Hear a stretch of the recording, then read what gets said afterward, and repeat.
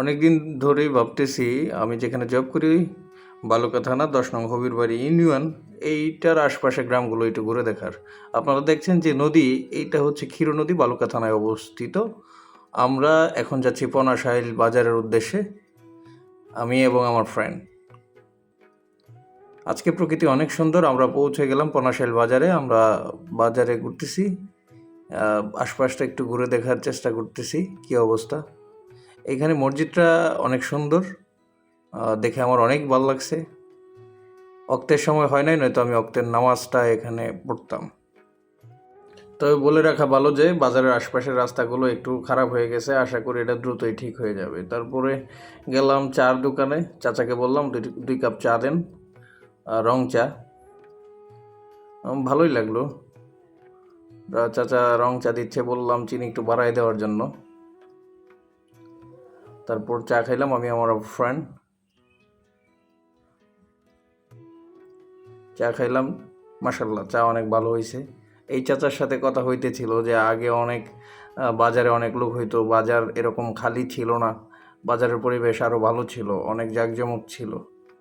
আশা করি ভবিষ্যতে আরও ভালো হয়ে যাবে ইনশাল্লাহ। দোয়া করি যেন এই বাজার আগের যৌবন ফিরে পায়। তারপর আমরা এই বাজারের আশপাশে মহল্লায় একটু নদীর ধারে হাঁটাচলা করলাম, একটু ঘুরলাম।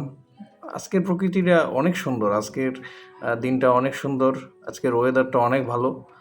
আর এই অঞ্চলের প্রত্যেকটা গ্রাম খুবই ভালো। তারপর আমরা ঘোরাফেরা করার পরে আমরা চলে আসতেছি আবার সেই ক্ষীর নদীতে। আমরা পনাশাইল বাজার ত্যাগ করে এখন আমরা চলে যাচ্ছি আবার আমাদের গন্তব্যস্থানে যেখানে আমরা থাকি। ওই পার থেকে আপনারা দেখতেছেন নৌকা আসতেছে।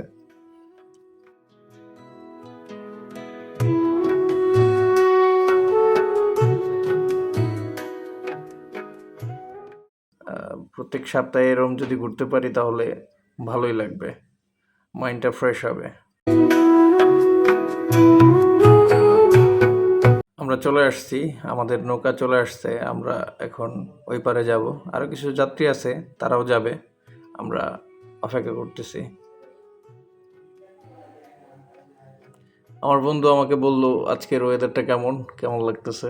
আমি বললাম অবশ্যই আজকে খুবই সুন্দর এবং কি খুব ভালো লাগলো। আমরা চলে আসছি আমাদের গন্তব্যস্থানে, আমাদের আমরা নদী পার হয়ে গেছি।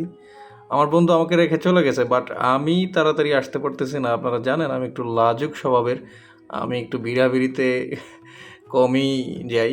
যাই হোক, আজকে খুবই ভালো লাগছে, ঘোরাফেরা শেষ, এখন বাসায় চলে যাব। ধন্যবাদ আপনার মূল্যবান সময় নষ্ট করে আমার ভিডিও দেখার জন্য। পাশে থাকবেন সবসময় সর্বদা। আসসালামু আলাইকুম, ভালো থাকবেন।